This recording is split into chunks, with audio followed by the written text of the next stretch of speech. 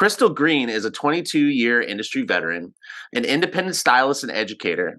She's also the host of Your Hair Mentor podcast, a course creator, and considers herself a client advocate. She's also a published author. Today, we are going to hear her story, how she's gotten to where she's at, and what she's doing now. Welcome back to the Hairdresser Strong Show. My name is Robert Hughes, and I'm your host. And today, I'm here with Crystal Green. How you doing today, Crystal? Hi, I'm doing really well, thank you. Excited to be here. Good, good. Me too. I'm looking forward to this conversation. Before we were talking, before we started the show, we were talking a little bit about how like there's all these things you're doing, and you think it's mundane, and I don't. So I'm very curious to hear your story, how you started, how you got to where you are, and yeah. So why don't you start by telling us like how'd you like from the time, did you go to school? Did you do an apprenticeship program, and and then go from there? Yeah, all right. Saddle up. It's funny listening to you list all of those things. I'm like, wow, that does sound pretty good. Because when we're talking, I'm like, I'm just a hairdresser and I sit behind a microphone, right? Like, no big deal. It's really funny though, because I didn't even want to be a hairstylist. Like, I was going to be a dentist. That was my career path. Since like fourth grade, I was one of those strange little kids that was obsessed with teeth. And, I wanted to do something that was like an elevated career. I wanted to go to school, go to college. I wanted to make good money. I wanted to be important, and I wanted to help people. And so for some reason, I latched onto this idea that like the dental field was that. And Okay. I wanted to be like first generation college student. I come from a really small town. I'm from Chico, California. I don't know if you're familiar with it at No, all, where's but that? it's like Northern California at the northern end of the Central Valley. It's farmland with a small college. And so like when I was growing up, at its biggest time when the college was full, it was like 99,000 people. So not a huge town. Okay. And I'm like looking around going like, dentists make good money and they drive nice cars and that sounds pretty good. I'm going to do that. So that was my trajectory all through high school and everything. And meanwhile, I liked playing with hair, but I didn't even know that people did hair for a living. Like, I didn't even know that was a job. I didn't know that was an opportunity. I don't know what I thought. I knew salons existed, but I don't know. I just had no clue. Never been in them myself. And I like to play with my friends' hair for fun with like the orange-handled kitchen scissors, doing the thing Yeah. with the Barbies or whatever. And I have a little sister who, bless her heart, would let me play with her hair. And I don't know why I got my hands on this, or why this woman sold this to me, rather, but at a yard sale in my senior year of high school, I bought a haircutting razor for 25 cents, like a feather razor. It had a guard on it, thank goodness, but this woman sold this to me at a yard sale. And I'm like, how do I use this thing? This is pre-YouTube, right? And she kind of told me, you just kind of like, scrape it along the hair. And I'm like, okay, cool. This sounds fun. And so my little sister, being as kind as she was, allowed me to use this razor on her. And now this was back when like short, flippy hairstyles were really popular, like circa Mhm. 2000, right? And so I gave her a haircut like that. And my mom, coming from like her hippie era, is still like a hippie at heart with her long hair, was terrified that I gave my sister this short haircut. And so she took her to a salon to get it fixed. And of course I wanted to go along. I was like, I want to see what this like hairstylist is going to say about this haircut. And so I'm sitting there and I'm watching the lady cut my sister's hair. And she says, minus a few angles here and there, this isn't a bad haircut. And I kind of nudged my mom, like, see, Mom, told you. And the lady's like, you did this? I'm like, yes, I did this. She's like, have you had any training? I'm like, no, I haven't had any training. And she encouraged me to go to beauty school. She's like, you have a natural knack for this. And I was like, oh, thanks, but no thanks. I'm going to be a dentist. Well, it turns out this woman was a teacher at the beauty school. And so she was like, you know what? This is a really great career. It's a really good way to work your way through school if you want to do something fun. She talked me into going and at least checking it out. So I said, okay. So I go in there, have a chat with the people at the registration, and it's only 10 months. And I thought, you know what? That sounds kind of fun. I think I'd rather do that than work in a restaurant or another retail while I'm going to dental school. So sure, I'll do this. So I put all my dental dreams on hold for 10 months, and I went to beauty school. And it was fun. It was a good time. Made some friends, made some mistakes, had a good time. And so then I graduated beauty school, and I go right back to my plan of being a dentist, okay? And I think it was 4 months into working in the salon and also going to school for dental school and also working in a dentist office, because hours matter in that career, where I had a moment that kind of made me step back and realize I couldn't be a dentist anymore. Now, remember, I wanted to do this because I wanted to help people, right? So I have my day in the dental office this morning, where every patient that comes in kind of lamented in the same way. And it wasn't unusual. I mean, do you like going to the dentist? Not really. Right. Most people don't. Like I said, I'm kind of like the weirdo in this. I'm the minority. I get like excited when I get my teeth cleaned. I'm like, yes, I get to go in. And even if I have a cavity to fill, which I've had a lot of them, I've actually had a lot of bad experiences in the dental field, I still like going. I'm a weirdo. Most people come in and they're like, ugh, I don't want to be here, right? I've been dreading this all week. And so I had a day full of patients coming in while I'm filing paperwork and doing everything but touch them because I wasn't licensed yet. Everyone's saying the same thing, right? Oh, I don't want to be here. This is awful. And then I go to the salon at my mall salon job, which was so cool at the time. And this woman had called in for a haircut. And she called in to get in with anyone. And since I was the newbie with no clients, of course, I was the one that took the call in or the walk in. And as I'm walking her back to my chair, it's like, oh, hi, nice to meet you. Welcome in. She sits down in my chair and she lets out this audible sigh of relief. Just, she says, I'm so happy to be here. I've been looking forward to this all day.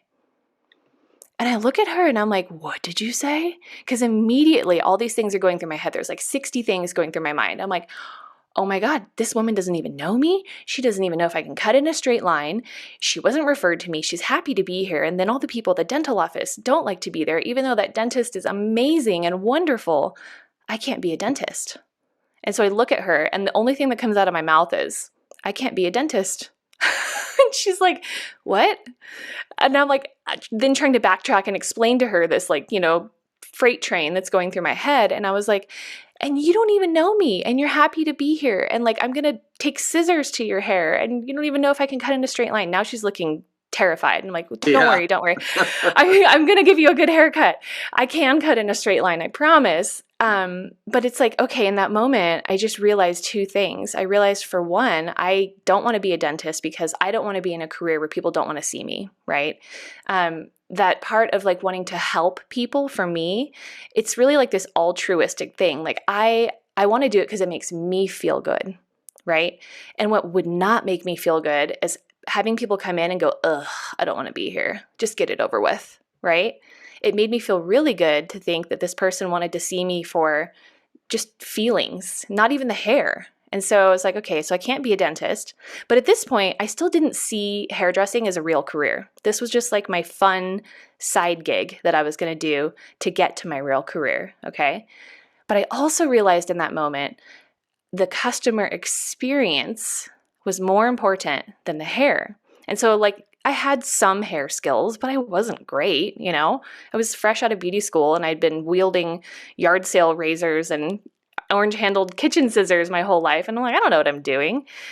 But she still had a great time and came back to see me multiple times. And so really just making people feel good was going to make me way more successful in my eyes. Now, I didn't think that actually was going to be with hair. I was like, okay, so what else can I do in college with these classes I'm taking and this path I kind of went on that could serve people, make them feel good, but also give me that elevated status that I was looking for, because I still didn't see hair as that. And then I really stumbled around with all sorts of ideas. I was like, maybe I'm going to be a nurse. Maybe I'm going to be a physical therapist, a nutritionist. I'm kind of nerdy. I kind of like the sciences a bit. And so I thought I would land in something like that. And I got to a point, I ran out of classes that I could take at the junior college because that's where I was at first. And I had to go to big girl school, which meant I had to pay for it, which meant I needed financial aid. And at that point, I had moved out of my mall job to go rent a booth somewhere. I kind of just outgrew my space there very quickly. And How so long did I that was, take? Oh, it was almost 2 years that I was in the mall job.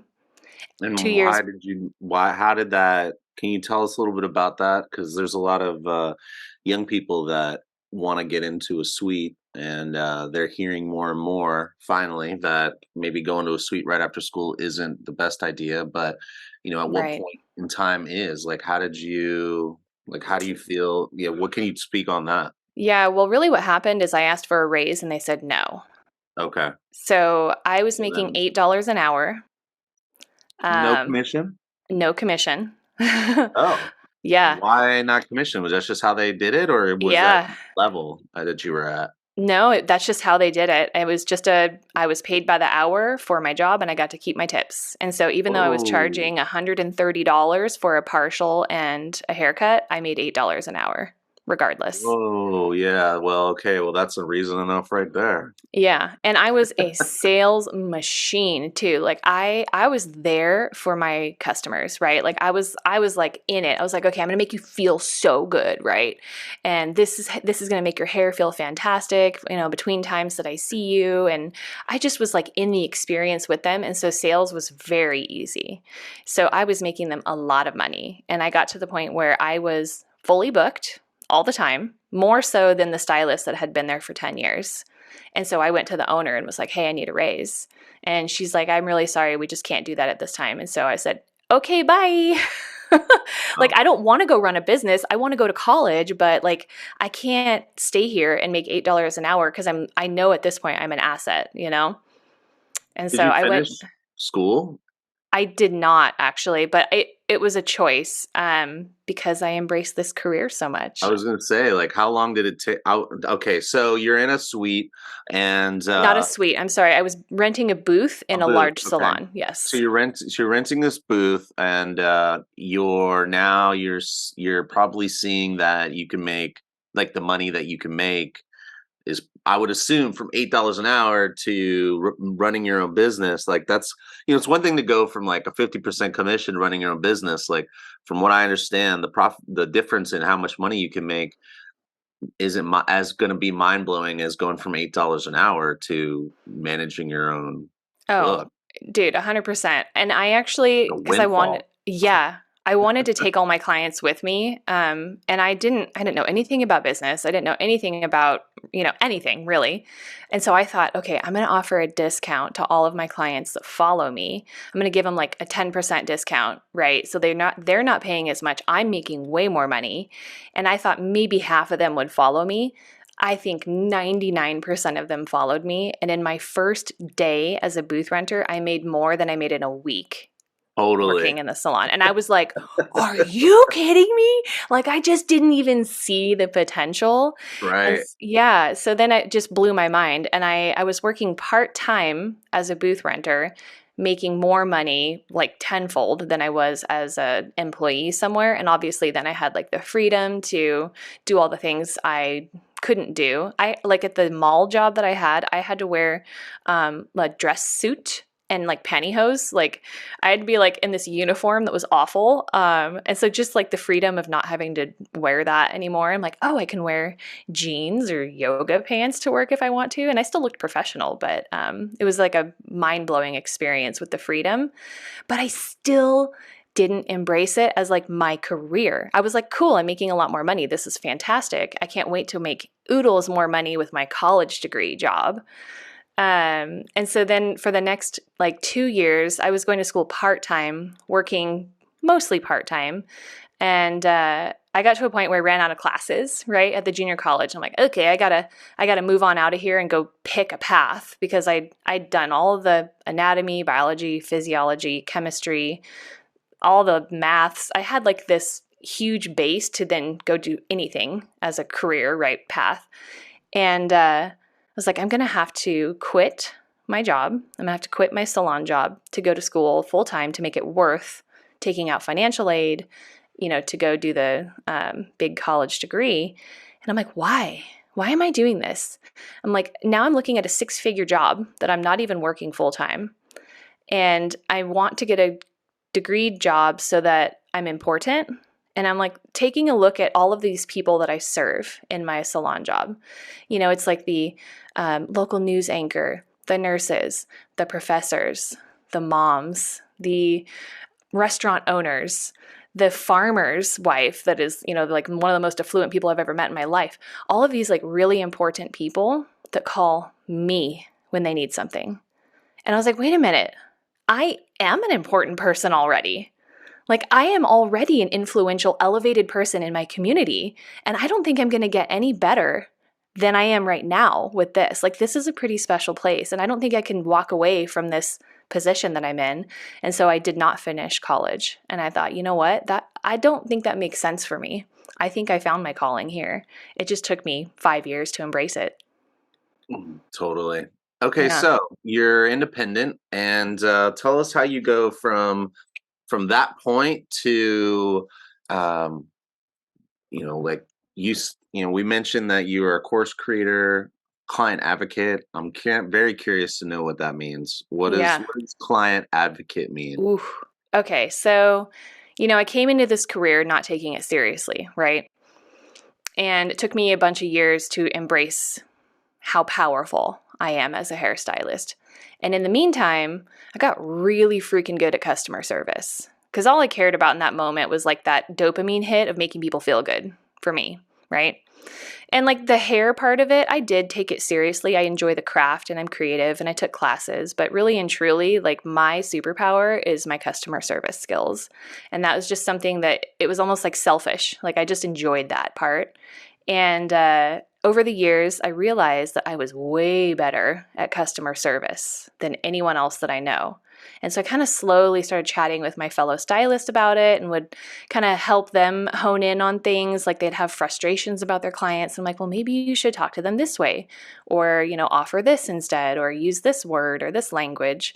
And so over the years, I found myself as just kind of being this like, I could handle any client person, right? Like if you had a problem client, send them to me. They're not a problem. They're just a person that needs better communication. Okay. And so I found this like position that I had in the career where I was like, I'm just really good with people and, I can solve any customer's problems really. And then I ended up moving out of California and moved to Texas with my husband, who's a fireman. And accidentally started another career there as a hairstylist. I didn't want to. I wanted to go back to California eventually, so I didn't want to put roots down in Texas. And I ended up just kind of meeting people. I started a mobile hair business there. I was just like, it's fun. Like again, it's fun. It makes me feel good. When people come to you for the first time, they have like hair problems, and I like to solve them like a little detective. And all the while, I'm like gathering all of this intel over the years, clients telling the same story over and over and over again. My hairdresser didn't listen to me. My hairdresser doesn't care. It's not, I asked for something and they gave it to me and I didn't like it, right? Which maybe it's part of it they're not admitting, but over and over again, it was like, no one's listening to me. No one cares about me. And that made me feel sad. And it wasn't until I moved again to Nevada, where I currently am, and started my third business very successfully again, that I'm like, I think I'm onto something here with the customer service. Like, I am no better of a hairdresser than so many other people that I know in terms of skills, right? Like, I can do some things, but I'm not great, but I'm really good at talking to people. And I think it's a skill. I didn't start this way. I just kind of honed in on this skill over the years. And like, turns out it's powerful. And you can teach people to do this. And so then the pandemic hit. And like I'm sure a lot of people that you've spoken with recently said, oh, that was a time to reflect and think what's next. What can I do on top of this or instead of this? And that was the first time I actually sat back and thought, maybe I could turn this into something where I can help more than just the clients I see and the stylists that I work with and that I know. And I could kind of spread this out a little bit more. So originally, when I started Your Hair Mentor, it was the idea that I was going to help clients, right? So I was like the spokesperson for the clients. It was me going, hey, clients, I know what you need. And I know that you're suffering and you're struggling. And I'm going to teach you how to speak with your hairstylist better because I want you to be happy. I want you to walk in and have that feeling every time. And so that was great and like fun. And I made courses that were like how to style, manage, and maintain your hair at home. I wrote a book that I never actually ended up publishing because I couldn't figure out how to end it. It was like I needed to show people, right, how to do stuff. It was, I explained like all the things about hair, but in like layman's terms and like what to ask for, how to ask for it. And then I was like, you know what? I think I can help more clients by empowering the hairstylist. Because even if a client knows all the right things and knows what to ask for and, says the right things, if that stylist is not on board and they're not speaking the same language, it all falls apart. So then I shifted again. And so now I'm in this like metamorphosis right now, I feel like, where I am still for the clients. I'm still here to get every client feeling good and heard and seen and valued, but I'm trying to teach the hairstylist how to do that. Gotcha. And but you are a published author, correct? Yes. So I did And write a book. what is This that about? this was something that came to me in a dream. Okay, so years and years ago, I was in New York with some coworkers of mine. We were going to a Bumble and Bumble education thing. We were a Bumble salon back then. So we were going to the House of Bumble to do, product knowledge and haircutting classes. And we sat for a haircutting class one day that was a razor class, and I'm sitting next to my coworker who is very detail-oriented person, and she's writing down every single step of this haircut. Every step, right? Like what position this woman's standing in, what angle her arm is at, and I'm looking at her like, dang girl, I'm just enjoying the show, right? And I can kind of get the gist of it pretty quickly. And then when it came time to work on our models, we were standing right next to each other, and my coworker is assessing her notes the whole way. And I'm just kind of wing dinging it over here and like eventually figured it out. And we ended up with the same haircut. And so at the end of the day, my coworker was telling me like, God, I hate that you can do that, Crystal. I'm like, well, what do you mean? And she's like, well, you're like an artist. And I'm like, whatever, so are you. And she's like, well, yeah, but I'm like a robot stylist. Like I can do it, but I have to be told the steps, every, piece of the puzzle to then put it back together. She's like, I'll be able to recreate it over and over and over again. And you just come in and you just do it. And I'm like, well, I don't know. I think we just work differently. But that planted a seed in my mind of like the different types of artists that we can be. And so to then go back to this book, I had this dream where I was like, oh my gosh, yeah, there's like different flavors of hairstylists, and I can see it over and over and over again. And so I wrote this book to describe the 3 hairstylist archetypes and talk about like how they process information, how they work behind the chair. There's like the innovators on one end and the architects. I didn't call them robots because that's not kind, the architects, which need like structure and a blueprint, and they follow that and they build things. And the innovators are up here, creating things on the other end, and they don't even know what they really made. They just kind of like threw it together. And then in the middle, I'm like, oh my God, I'm blanking on what I called the person. Oh my God, I can't remember the person in the middle. This is so embarrassing right now. I haven't even thought about this book in a long time. It'll come to me. But the other archetype in the middle is like the person who translates and then makes the blueprint, right? And so you see this in our industry over and over again. You've got like the platform artists who are on stage doing these like wild and crazy things. And then you've got the people that can take that and change it to use in the salon. And then take that blueprint and share it with their coworkers that can then do it over and over again. And you can also see the architects in the crowd watching an innovator on stage going, I don't know what the hell they're doing.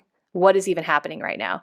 They missed a step. They're not telling me what angle that is. I'm lost, right? And so that book was just my way of kind of explaining these different artistic types that we have, and then also where they would fit in the industry and succeed mostly based on those personality types and those traits that they have. Cool. Yeah. And, it was just like something that I think I'm a creative person and things come to me, and I was like, I have to get this out there. And so I just made that as a way to just do something, right? I needed to put something out there for hairstylists. And that was before I landed on this idea of like customer service being my real like heart song.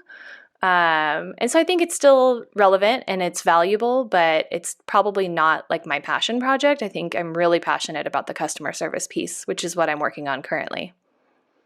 All right, cool. Yeah. You've been an independent stylist since you left the salon. And question: were you working in a salon while you were in school, or did you just go to school and then get a job after school? Oh no, I just went to school and then got a job after. Okay, and then you worked at the salon for 2 years, Mm-hmm. and then for the last 20, you've been an independent stylist. And as an independent stylist, you've created some courses, and these courses were for clients, right? Yes, Like you originally, said yes. earlier. Yeah. Yes. And then you have a published book. So tell us, like, I'm wondering if we should dive into some more details the next time we speak. But it sounds like you've accomplished a lot. What were your biggest struggle between going out on your own from the time you went out on your own to now? Like, what has been your biggest struggle that you've had to Mm. overcome? Probably learning how to use social media.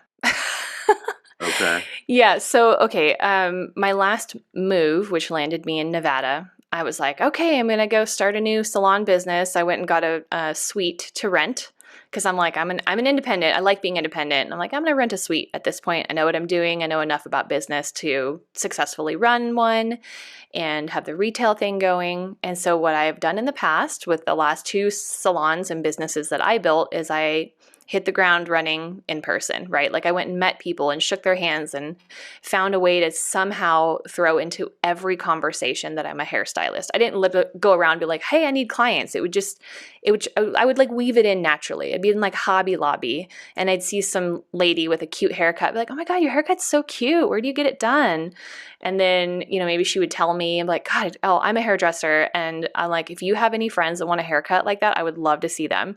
And of course, then she, oh, where do you work? And so I would talk to people and put myself out there. So I come to Nevada and I'm like, I'm going to do the same thing. I'm going to build a clientele again. I go in and get business cards made because that's what I did in the past. And my business card just had my name and my phone number and the address of my salon. And I met this cute girl in the bank one day and I'm starting a conversation with her. And she's like, oh, where do you work? And so I hand her my card and she goes, what's your handle? I'm like, I'm sorry, my what? What's your handle? I'm like, I'm not tracking. She's like on Instagram. And I was like, oh, I don't do Instagram. And she was like, oh, okay. And she's probably like 20 years old at the time. And I could see her literally sliding my card over. And I'm like, oh my God, that is going in the trash can the second I walk away. And so I walk out of there and I'm like, shit, Instagram? I had to use Instagram now? I barely use Facebook right now. And so I had to figure out how to then market myself digitally. So I guess it wasn't just Instagram, it was just marketing myself in the digital landscape and how different that is than marketing myself in person. Because again, as I said before, like people are almost like my strength, right? Like I've learned how to not manipulate, but kind of manipulate conversations with people. Within 30 seconds of meeting someone, I can kind of figure out how I need to speak with them in order to resonate with them. And so having a conversation with strangers comes easy.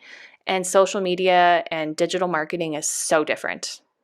So how So did you? that So what did you do to overcome it? Oh gosh, I'm still overcoming it every day. You know what I mean? As the digital landscape changes, we're always evolving. And so I guess what I did is I started paying attention and learning how to change the way I show up so that it still seems like me, it still seems authentic, So and did not you? like You didn't take any curated. courses? No, not on No. social media at all whatsoever. Not what about like 30-second courses on social media about social media? I Like mean, a lot of not, videos. You follow yeah. any like did you follow any social media influencers, not necessarily hair people, in order to learn? Like there's marketing folk on there that post all these little tips. So you're like constantly getting little tiny little like, nuggets of information. Mm-hmm. I'm trying to think who, I think Jasmine Star was the first one that caught my attention that, the way she speaks and the way she shows up kind of resonated with me. And so I started paying attention to what she did. I did actually pay for her membership for a little while, which was called like Social Curator. And And it, so this is a marketing person, a social media person? yeah, Okay, yeah. But I okay. didn't use any of her stuff. So I paid for the thing, I logged in, and it's all of these like yeah, what are they, like stock photos that you can use and like prompts and things that are like fill in the blank stuff. And I'm like, none of this applies to me at all whatsoever. Like, this is not okay. And so then I canceled it. I was like, it's not my jam. And then I think it was on a podcast. I heard someone speak about like a rhythm of posting on social media that people do. Is like, oh, on Mondays I do behind the scenes. On Tuesdays I do how to's. On Wednesdays I just show my work. And they weren't in the beauty industry at all. And then once I heard that, I saw it everywhere on social media. All these people that I were following just because I was inspired by them, I was like, oh my God, they're all doing the same thing. They Like a all have, pattern. yes. And I'm like, what the heck? I didn't even see it as a consumer. And so then I did try to emulate that a little bit on social media. So this was still when I was speaking to clients. I would post like a picture of hair that I did, and then I would have like the next day something they need to know about product, the next day a hair how-to video, I don't know, and then the last one was like how to book with me or something like that. So I did follow a pattern for a little while, but it's a learning curve and an experience. And also when I was doing that, it wasn't as readily available as it is now. COVID changed everything, right? Like everyone and their mom made a course about something. So now you can go and Google how to use social media and you can find all sorts of information, but that just wasn't as readily accessible back then. That was in 2017. And it just wasn't, at least for me, easy to find. Googling is an art and I didn't know how to do it yet. Yeah, really. Okay, Mm-hmm. so so throughout all of your time, like as we wrap it up here, throughout all of your time as an independent stylist and talking about customer service, I thought maybe the last 5 to 10 minutes or so, we could talk about some of the things that you talk about, or you're talking about using customer service and talking to customers and helping them figure out how to talk to stylists, and now you're realizing that talking to stylists might have a greater impact, which makes sense because there's less of us and more of them. Exactly. So they're all, and plus custom general population there is fickle, like Yes. getting their attention and like getting them to consume. It's much easier to communicate with your own folk, in my opinion. Anyway, um so you're talking about customer service. You're feeling like this is your thing. It comes naturally to you. What I'm curious to identify any differences in customer service between a salon and an independent stylist. That's gonna Mm. be on my mind because I also teach customer service, and I've never been an independent stylist. Mm-hmm. So now that you've worked in a salon, at least a couple years. It was a long time ago, but what do you? Is there anything that comes to the top of mind when I say that? Yeah, well, so when I moved from the salon where I was paid by the hour to where I went and rented a booth, I was in a 16 chair salon with Oh, that's right. Okay. four Yeah. nail technicians as well. So there was 20 of us independent contractors under one roof. And it sounds chaotic when I say that now, but there was a paid receptionist, but she had really kind of oddball hours. And so it was on us to really deal with our clients when they walked in the door.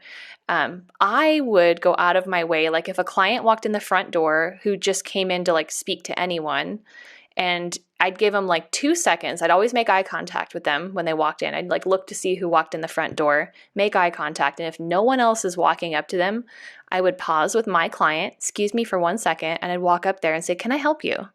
I would never let a customer go unattended at the front. And I can tell you more often than not, I got clients because of that, because no one else was paying attention to that person. And I was the one that took the opportunity to walk over, make eye contact, and say hello. Right. And that was a missed opportunity for other people that didn't do that. And honestly, had I not done that, no one else was going to walk up to that person. Not a single person in there felt obliged to walk up and speak to a customer. And this is And at the booth rental, not this. yeah, this Okay. is at a booth rental with a ton of different people in there. And so I would say, like, to me, customer service is just customer service. I would not treat that person any differently if they walked into my paid by the hour salon, if they walked into the commission salon full of other people, or if they walked into my salon suite. I would greet them exactly the same and welcome them into my space exactly the same. I would walk them through the same like user sequence every time, right? And it's like, you're greeting them, you're welcoming them in and asking how you can serve them, right? Because that's why we're here. We're service providers. So, is there anything out? I'm trying to set this up to where I'm not telling you the what I'm asking you for, because I'm Yeah. curious if you like see this as well. When you're do you can look on social media, like kind of scroll through, or you primarily a poster, a submitter? No, That you're a consumer as well? I'm a consumer as Okay. well, for sure. So Yeah. when you're consuming content, do you see people talking um, about their business or making recommendations or trying to influence people like by giving them advice about how to run their business that is a contradiction to what you believe is a good attitude towards the customer? Yeah, actually. I created this kind of alter ego persona that I was posting as for a while to, I guess it was like my way of saying you shouldn't do this. My alter ego is Cristal. And Cristal believes that being a hairstylist is not about customer service. It's just about, doing extensions and making boundaries and policies because, no one wants to work hard. Blech. I have not posted as much with Cristal lately because I had a couple people message me that were like, that might really call out some people. And I'm like, you're right, it will. But that's kind of the point. Like, there are so many coaches and industry leaders and experts out there that I believe are leading with the wrong foot in terms of like how to be successful in our industry. Yes, we need boundaries. Yes, we need policies. We have to take care of ourselves. That to me is a given. But first and foremost, our customers need to know that like they come first. Not really, right? Like we're making them think they come first by serving them in a way where they're like, gosh, this person really cares about me and the outcome of my hair. And when we lead with like a wall of like, I'm only available during these hours. You can have business hours, but you don't have to be bitchy about it. I'm only going to serve these kind of people. I'm like, give me a break. That's ridiculous. It's I'm trying to be kind by saying this, but I really strongly disagree with kind of pushing clients away and thinking that it's this very egocentric business because it is not. You will not survive in this industry if it's all about you. You are not the hero of the story when it comes to the story of your business. The hero of your story is your client, and it should be that way every single day. So and I'm sure this is not unique to DC, but I'm in Washington D.C. and the restaurant scene is like notoriously not good for so long, and we've gotten some Michelin rated restaurants in DC, so that's been cool.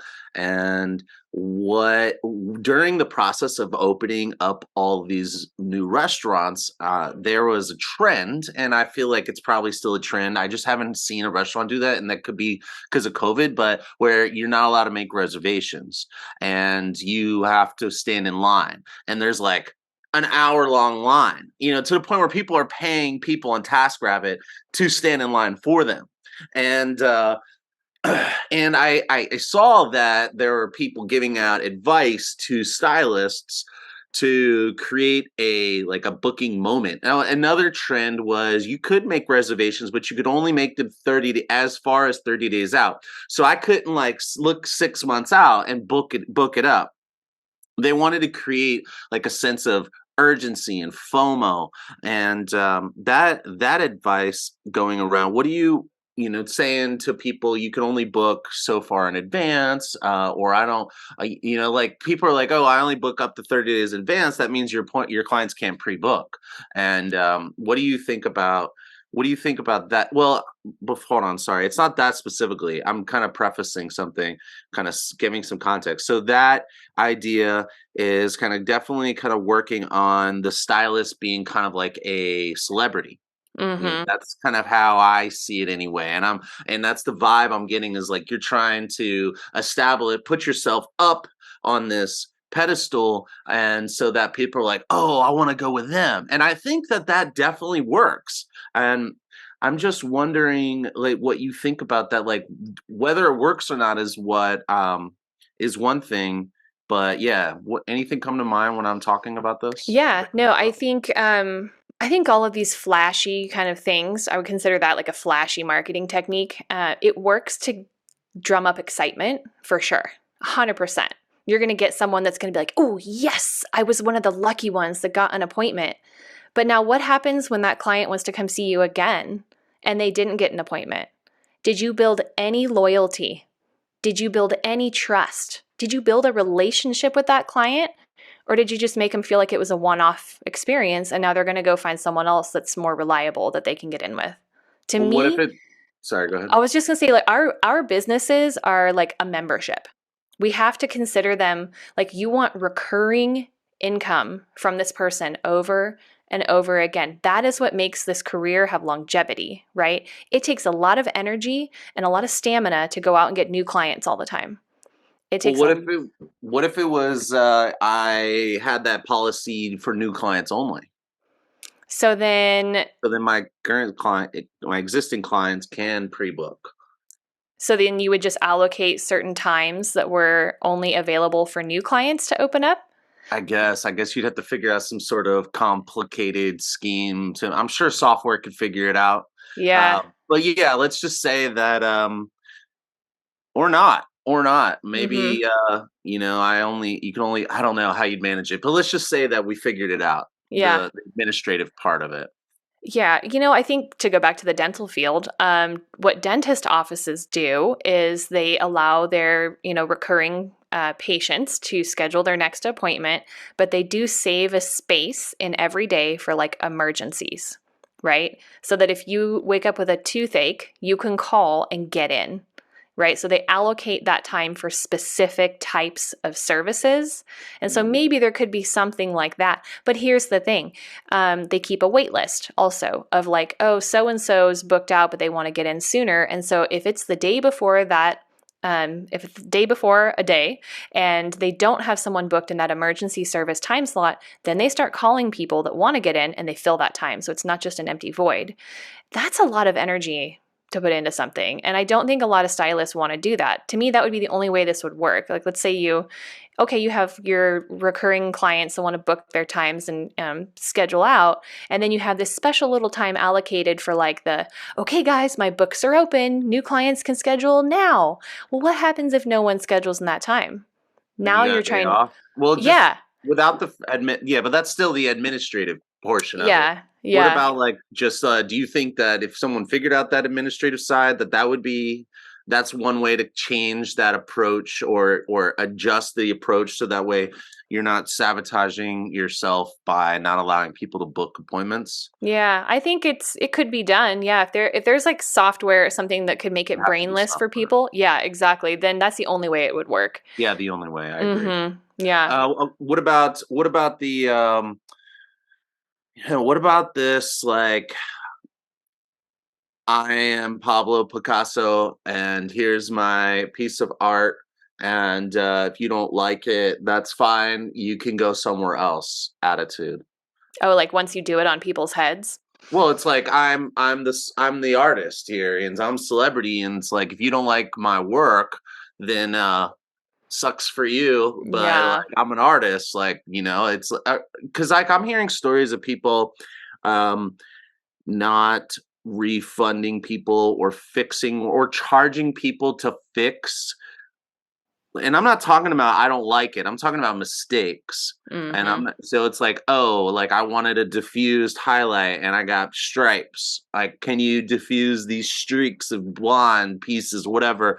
It's like that's not a redo. That's not a I don't like this. That's you didn't do what you said you were going to do, and people are charging for your time because it's all about like charge you for your time, charge Yeah. for your worth, and like I agree with that, but I've seen these other things happen, and I do you have anything to say on that? I do. I feel like, who determines your worth? Your clients do, right? I could charge $1,000 for a haircut, but if no one pays it, my haircuts aren't worth $1,000, right? I think that kind of attitude, it'll just kind of figure itself out in the wash, There's only going to be so many times that someone can be Pablo Picasso and mess up someone's hair and not give a crap about it, that it's going to stay valuable. I really think all of these like wild crazy ideas that people come up with to be special in this industry are not going to last. It's like anything else, right? Like the little things that you do every day that keep you steady and kind of like along a good path are going to be what give you like longevity and security and consistency in your career. And those are the things that I think people should be focused on. Otherwise, all that other crap's going to burn you out. You know what I mean? Emotionally, physically, monetarily. That's going to cause all sorts of problems. And so it's almost like a different business to me. Like I believe in customer service and like serving your client. And that is the opposite. That's like, no, you're just going to come pay me and I'm going to do some stuff on your head and like you don't get to have a say about it. No, we are commissioned artists, right? Yes, we're artists, but we're getting paid to do specific art on people's heads. And And it can be what do great. you how do you feel about the customer is always right, or the customer is not always? I feel like it's a customer is not always right time of customer Yes. service. What are your thoughts on that? I'm a firm believer in having very clear communication and setting expectations appropriately so that if there is a discrepancy at the end of the appointment, like for example, I coach to consultations, like literally writing things down and like writing a plan. Like, talking about it, collaborating with your client. You don't have to use technical terms, but you can say, okay, this is where we want to be. This is what I'm going to do to get you there, and this is where I'm expecting the result to be. And at the end of the appointment, you can compare. You can say, how did we do, right? You literally have proof to be like, this is what we talked about.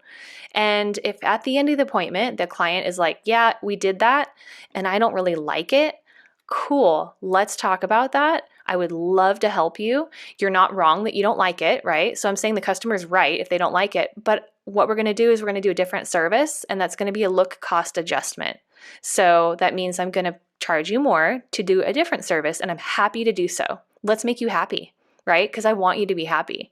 That doesn't mean I'm giving away my services. But if you come in without a clear plan, without a clear objective, and then you get to the end of the appointment, then it's kind of like he said, she said, right? And you have no ground to stand on to be like, okay, well, that's what you said you wanted, but it's not. So then I guess I have to do it for free to fix it. Like that's weird. Is And this so, something that you have? Are you in a suite now? kind of. So I have a studio. It's like my all-purpose studio that we're in. Although I'm not really taking clients behind the chair And currently. did you ever work in a suite? Yes. Okay, so I the reason why I'm asking because I haven't, and is this something that you experience a lot? Like, do you find that clients are being like, I don't like this, and there's like some sort of either breakdown in communication, or I mean, my experience is that it's very rare that a client isn't happy uh, with the work after we do a consultation, and usually a client might not be as happy if it's a first time client, and because like I don't know the person, I don't know their hair, and depending on what they're asking for, it might require some more understanding, and then I just make the adjustment. If I can make it that day, then I do. If I can't, then I have them come back, and I won't charge them for it because I'm thinking I'm building a relationship. Now, if I have a person that does that more than once and it's like their thing, then I have to have a conversation with them. But like, I don't know. I kind of wondering if this is more of like an independent stylist issue because uh, I just don't see that many people complaining. And even like in the salon of all the stylists I work with, and I don't know if there's like a different vibe because there's so many people around and um I don't know. I Yeah. don't know. Like, can you speak on that at all or Absolutely. Yes. I think in a salon environment where there's a lot of people around, a lot of clients won't actually speak out when they're unhappy, too. It's really, really common for a client to just kind of politely say thank you, pay for their hair, and leave, and they're unhappy. I think in and a come but sweet come back? Sometimes, sometimes not. Like this is the thing when I talk about being a client advocate, like I have talked to even non-clients of mine. Like I try to talk to everyone about salon experiences everywhere I go, and I have now for the last 5 years. It's really been like something I've tried to focus on. And I've coached clients, many, many clients on how to talk to their hairstylist, and they're like, "Listen, I really like going to her, but she doesn't get it. Like she's not listening to, the haircut that I want." And I'm like, "Yeah, and you keep going back?" And they're like, "Well, it's either the devil I know versus the devil I don't. Like I could go somewhere else and get like a worse job." And I'm like, "Okay, so you go, you get your haircut, you tip, you smile, and you leave. Your hairstylist has no clue that you're unhappy." Right? And yet, if you could find someone and snap your fingers that would do your hair better, you would leave that hairstylist in a minute. You wouldn't even think about it because you've been so unhappy for 6 months. You need to speak out. You need to tell that stylist, like, "Listen, I'm really frustrated. This haircut's not working for me." But clients, a lot of the times, are so afraid to tell their hairstylist. They are so worried that they're going to piss off their hairstylist and then they're going to be left with no one. Like, they're afraid to say they don't like it. And then the hairstylist is just going to be like, "Okay, fine, go somewhere else." It's Instead of, interesting. That's so yeah, interesting. So it's so when common. at the first thing I ask everybody in a consultation is like, how was last time? Like, is there anything about last time that you want me to adjust? Anything that you really liked, really something really you didn't not really didn't like?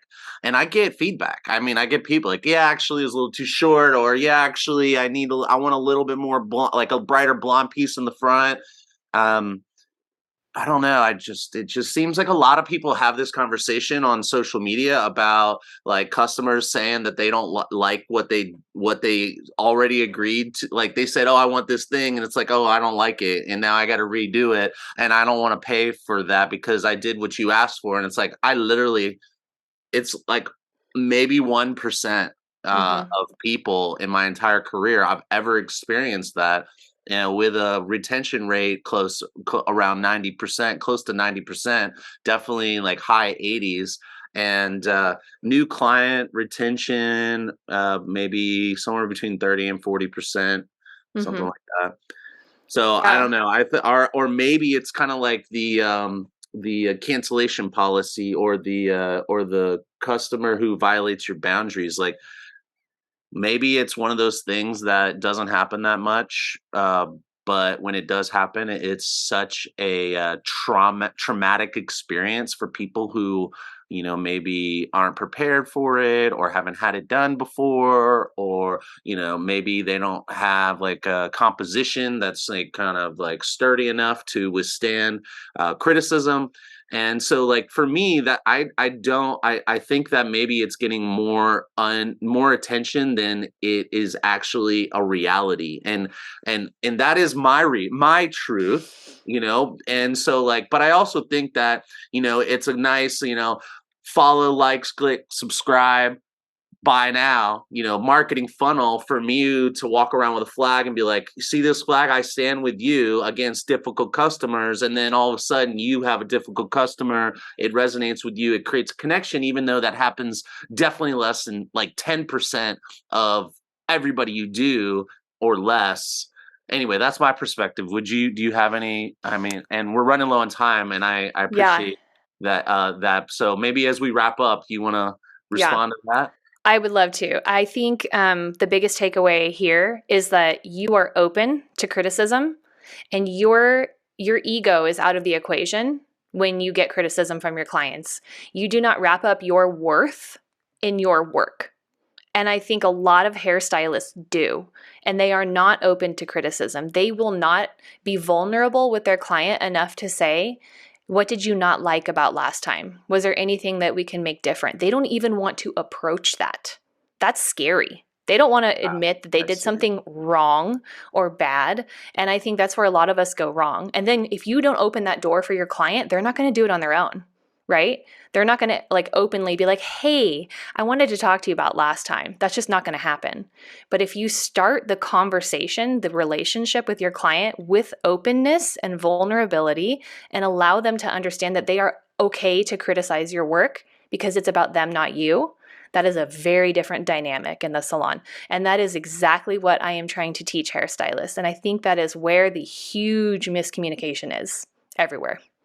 Gotcha. Awesome. Okay. Well, I know you just said a huge takeaway, but I want to give you the opportunity to add any like last piece of advice that you have to you can address any or all of the following: a rising stylist just entering the field that's watching social media and seeing way more videos about difficult clients than they're actually going to experience. Although maybe in the beginning of their career they might actually experience a lot more because all the clients are going to be new.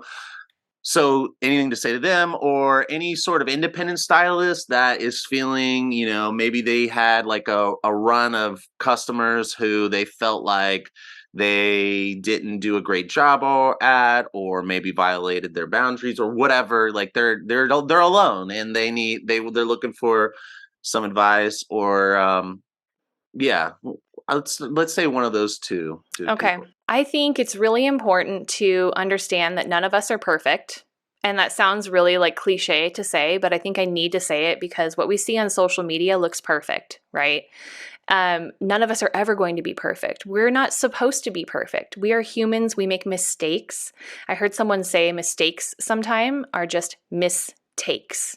It's an opportunity to have another take, right? And if you use them as a learning moment, whether it's between you and your client or you and your own head to get better and improve, that's wonderful and that's all you can do.